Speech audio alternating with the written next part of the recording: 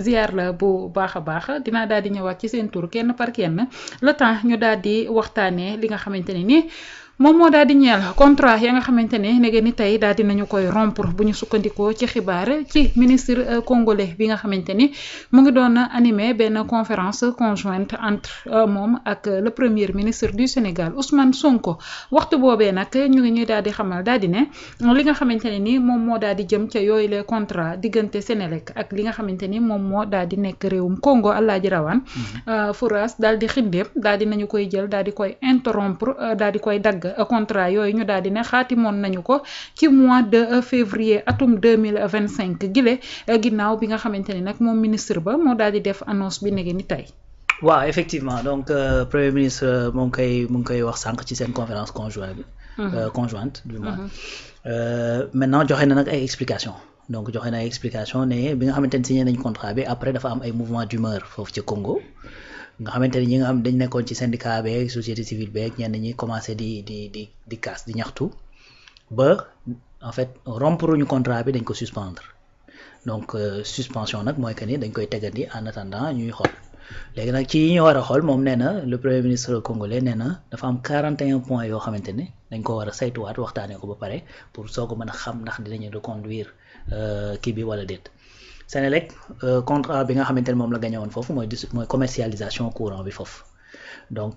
déjà loolu c'est une très bonne chose que ñu xam ne dans ce pays là il y a des sociétés nationales yoo xamante ne dañuy génn ci sous-région bi di dem di compétir sur des marchés yoo xamante ni ba de sax di ko gagné donc quelque part dafay wax le niveau d'expertise bi nga xamante ne moom la yenn entreprise sénégalaise yi am donc ñuy saluer loolu beneen affaire mooy début d'ouverture la nag. début d'ouverture la mais wane na ne Afrique tamit. wax dëgg yàlla xaw nañoo desee pare pour benn ouverture bi mais comme ay début mi ngi am. c'est à saluer ndax tey doon na gën a compliqué su fekkoon demalanteeg beeg dikkalante bi amul ba war a mën a tax sax ñuy wax ne supprimer wuñ ko dañ ko suspendre le temps que ñuy waxtaanee yenn parce que tamit contrat tamit wax dëgg fa yàlla Sénégal. am na ci exemple yu leer nañ que bis booy nouer un contrat avec une société étrangère il faut nga réfléchir ko teg ko sur des bases qui sont claires parce que c'est pas pour rien que fii ci Sénégal ñuy wax nag ay renégociation de contrat parce que dañ fay signer contrat yoo xamante ni c'est totalement en défaveur du Sénégal donc loolu c'est de bonne guerre bu fekkee ni Congo dañu signer un contrat dem ba benn moment ñu gis ne kat yëf yi am na loo xamante ni mën na ci indi ay jafe-jafe ñu ne nañ ko toog waxtaanee ko c'est mieux que ñu jékki-jékkoo rek de façon unilatérale daal di dagg contrat boobu le fait nag comme je dis que ñu garder le lien du dialogue continuer di waxtaan continuer di xool effectivement ay perspectives d'ouverture ci lu jëm ci wàll woowu déjà c'est une bonne nouvelle mais beneen indicateur bi muy joxe mooy man dama jàpp ne c'est-à-dire c'est la conscience africaine ci boppam moom moo xaw a des ci ibbeeku ci ay moroomu Afrique premier ministre Ousmane Sonko mi ngi koy junj sànq bi nga xamante ni subtilement mi ngi tontu ñiy wax naan demam yi muy dem fii ci sous-région beeg et cetera donc muy wax ne base u diplomatie mooy diplomatie de voisinage yaa ngi dégg donc muy expliquer également que il faudrait que ñu génne ci sunu xel yi ci xelu africain yi que ni maanaam lu baax bu ñu nee war a ne mbir baax na rek mooy ne da ngaa tourner vers l'Occident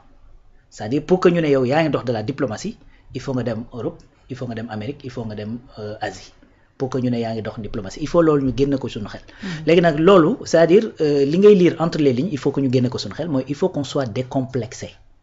c'est-à-dire africains yi ci boppam ñoo war a njëkk a décomplexé wekk effectivement seeni moroomu africain te xam ni c'est-à-dire au-delà de cette diplomatie xam nga diplomatie Binta c'est juste un moyen xam nga diplomatie dafa am lu ñu tuddee la politique extérieure état boo mënti dem dafa am politique extérieure naka ngay jokkalante ak ñi ci biti ci politique extérieure boobu nag daf cee am loo xamante ni politique économique la mooy naka la ñuy def ba am benn communauté boo xamante dinañ mën a demalante dikkalante su ma amee lu ma war a jaay te soxla wuñ ko ci réew mi nan laa koy jaayee sama voisin bi gën a jege et cetera léegi bras bi lay faciliter loolu c'est ça qu'on appelle la diplomatie c'est tout simplement ça c'est-à-dire la diplomatie comprend par là que c'est juste un outil qui te permet nga doxal sa politique extérieure n'est-ce pas donc finalité doxal politique extérieure boobu c'est quoi en réalité la vérité mooy que ni c'est pour tout simplement avoir des débouchés marché wax ji li muy bari diplomatie li muy bari liñ koy tegee mooy que ni benn ñuy mën di déggoo di mën di waxtaan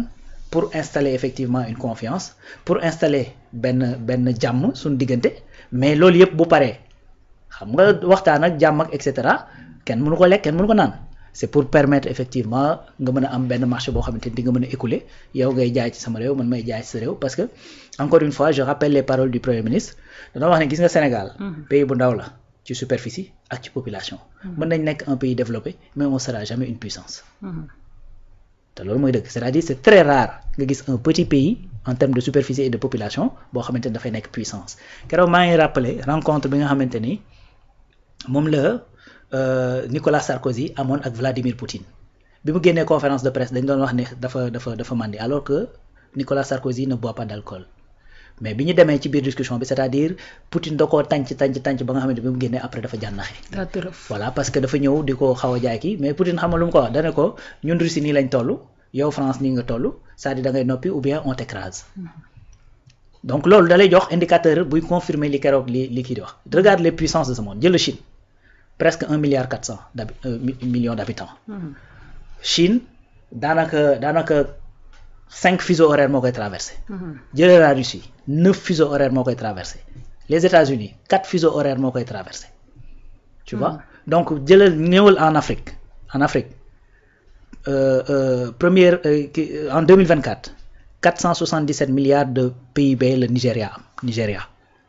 première démographie en Afrique plus de 225 millions d'habitants parce que rien que waa dëkkam rek marché la lu ngay defar bu la neexee jaay ko ci biir dëkk bi du génn mais Sénégal tey maanaam tey boo fi produire woon sur les 18 millions d'habitants daanaka boo deful ndànk sax xaajaat bi amuñu pouvoir d'achat bu ñu xëyee luñ lekk ak luñ naan lañ tal voilà les défis yi nga xamante ni moom la Ousmane Sonko di jàkkaar lool avec son gouvernement yi nga xamante ni moom la le président Bassirou Diomaye Faye di jàkkaar lool avec son l'état bi nga xamante ni moom lay diriger mais également les états yi nga xamante ni ñoo ñu wër donc quand la Sénélec mën a jóge Sénégal dem soumissionner fële di Congo ba gagner fa marché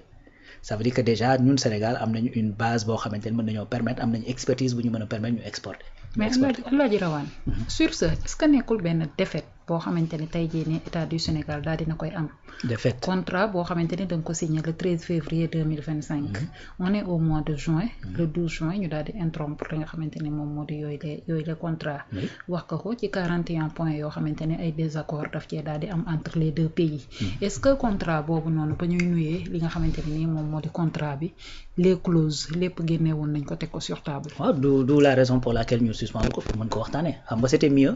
nga dem ba ci biir. li dal état du Sénégal ak Woodside dal par exemple Sénélec ak Congo imaginons ñu dem ba ci biir Congo daal di ñëwaat non comme yëf yi demee na nii dañ lay redresser à hauteur de 41 milliards Sénélec war koo génne su boobaa problème dafay am c'est-à-dire y a pas encore péril en la demeure et le contrat n'est pas rompu le contrat est suspendu pour que ñu waxtaanee point yooyu donc également loolu dafay wane tamit ne dëkk maanaam loo tijjeeku sama bopp moo la gënal du bañ naa la te nag un état dafa am le devoir de préserver effectivement la stabilité sociale te bu ñu demee ba nga xamante ni acteurs sociaux yi lu jëm ci syndicats yeeg et cetera ñoo nekk commencé di nekk en ébullition c'est normal que état bi ne stop nañu toog xool balaa problème di am c'est-à-dire il faut savoir prévenir les problèmes du dëgg mais fi ngay xamee ni rek effectivement y a nu ma koy tuddati y a du potentiel mooy le fait que Sénélec mën a dem concurrencer foofu ñu mën ko jox le marché xam nga tey Sénégal imagine dañoo am SONES. SONES tout ce qui est travaux lu jëm ci wàllu ndox hydraulique et cetera moom moo koy réaliser mais géré wul commercialisation SDE moo fi nekkoon jóge na fii léegi bàyyi na ko ak Sen'Eau Suez moo ñëw contrat yi am na ay polémique yu ci am niñ ko joxee kii ak kële parce que ki fi nekkoon moo gënoon am expertise gën fee yàgg gënoon moins 10 ans te joxuñu ko voilà donc loolu c'est-à-dire su fekkee ni dafa am ça veut dire que ni au moins ñun ñi nga xamante ni ñoo fi nekkoon war a am l'expertise pour mën a commercialiser fii ci Sénégal amuñu ko qu'est-ce qu'on était obligé de faire dem chercher des occidentaux mais le Congo est venu chercher un Sénégalais donc ça veut dire que au moins y a les b.a-ba y a les prémices yoo nga xamante ni ñu ngi koy nekk di mettre en place pour mën a def des collaborations entre africains te loolu il faut mu jëm kanam mais loolu mënut a nekk lu gaaw parce que disparité yi dafa bari nag c'est-à-dire les réalités yi nga xamante ni dans chaque pays c'est-à-dire dafa wuute dafa wuute lool tey jii boo xoolee pays yooyu yu mel ni ay Congo et cetera yu demee noonu c'est-à-dire boo xoolee seen population déjà bëri nañu ay ethnie xam nga